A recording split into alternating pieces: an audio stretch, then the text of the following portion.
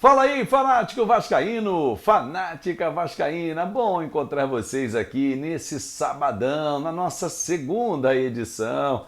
Vocês já curtiram o corte ali que teve com o Thiago Rodrigues, falando da experiência dele, da vivência dele, da história de vida e muito mais vem por aí nesses conteúdos do nosso fim de semana. Já chega deixando aquele seu like que é super importante. Comenta aqui também no nosso canal, claro, é muito bom saber a sua opinião, galera. Compartilha o nosso material, vambora, vamos transformar o fanático vascaíno na maior comunidade para falar de Vasco e representando você, torcedor. É novo? Seja muito bem-vindo, tá aqui embaixo, ó. Se inscreva no canal, tudo isso é de graça, você faz de coração. Bom, vamos falar sobre Carlos Palacios, que já está no Rio de Janeiro, fazendo exames médicos, sendo avaliado, tudo aprovado, vai assinar contrato. Bom reforço? Vou trazer um depoimento muito importante de um grande amigo e jornalista gaúcho que viu bem de perto a chegada da joia chilena e o que não aconteceu com ele lá no Beira-Rio, no Internacional. Tudo isso e muito mais depois da vinheta que eu vou rodar agora. E você não sai daí. Enquanto isso, você deixa o like, comenta e compartilha que eu já estou de volta.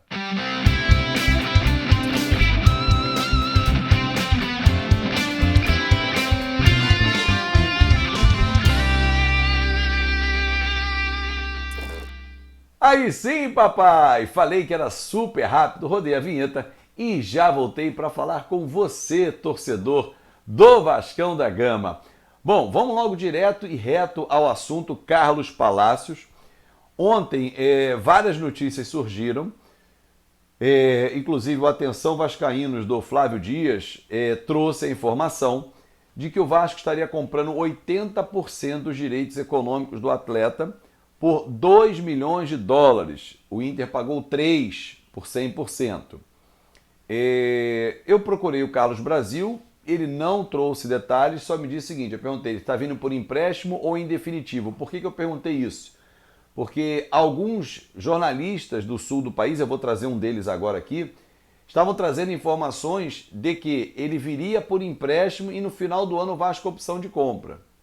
O Brasil disse para mim, estamos negociando, não quis dar detalhes do contrato. O empresário dele teria dado uma seguinte declaração, desculpa, não lembro a qual página foi, senão daria o crédito com o maior prazer aqui, de que ele vem em definitivo realmente. Então bate com a informação trazida pelo Atenção Vascaínos. Vamos aguardar. Fato é que ele está no Rio de Janeiro fazendo as suas avaliações e vai ser anunciado como novo reforço.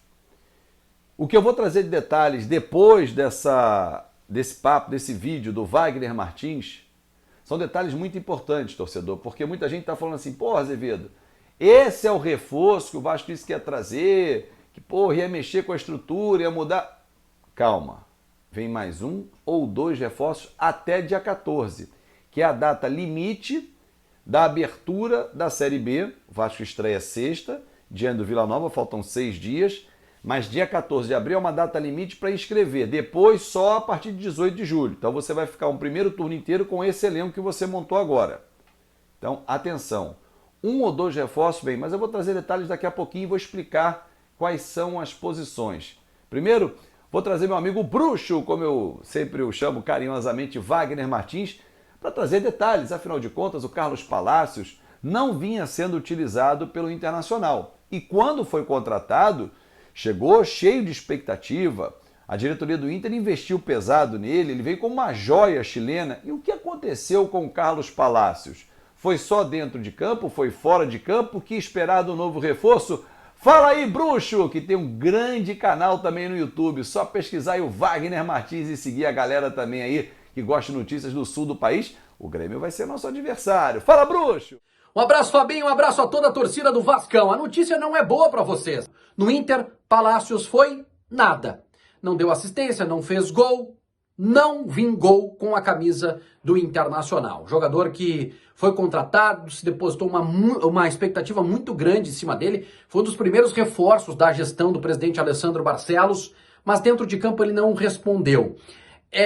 Havia aí uma dúvida em relação a questão familiar, um problema familiar que ele tinha, que pudesse ser algum tipo de problema de adaptação.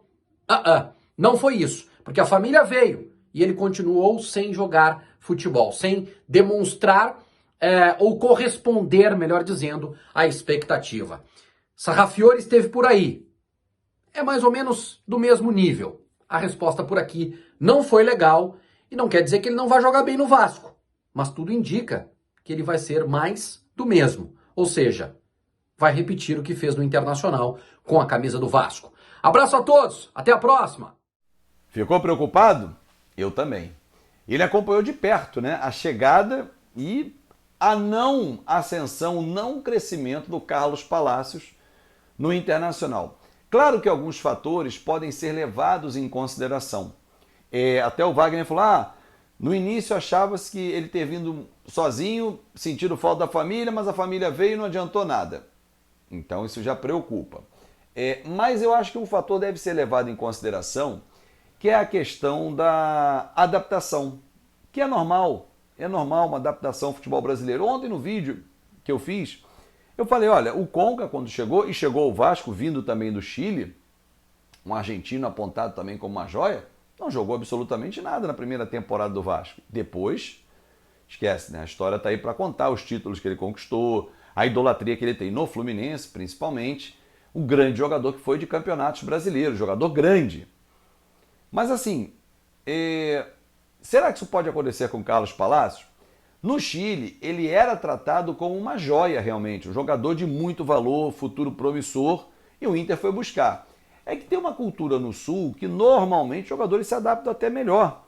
Uruguaios, argentinos, chilenos, paraguaios, são inúmeros exemplos que você vai observar nos dois clubes do Grêmio e do Internacional que trazem jogadores dessas nacionalidades que lá eles adaptam de forma muito rápida.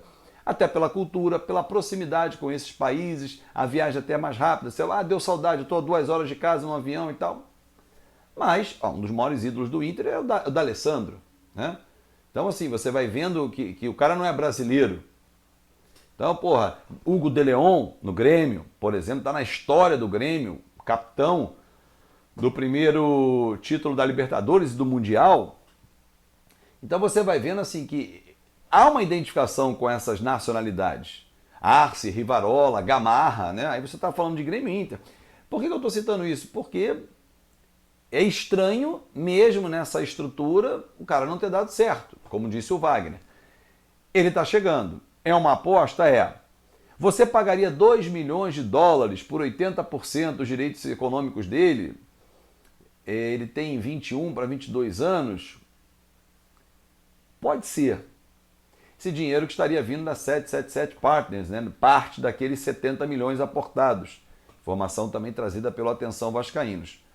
Tudo se confirmando, é torcer muito para que ele dê certo, para que ele não seja apenas um Sarrafiore. Claro que o Sarrafiore, infelizmente, está machucado, está voltando de uma grave lesão de joelho, mas assim, Sarrafiore não foi nada demais, até quando jogou.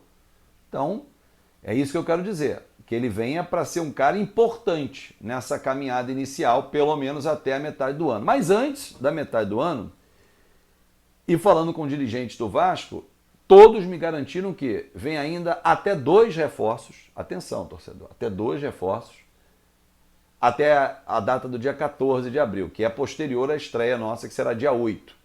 14 é um limite para inscrição. Depois só a partir de 18 de julho.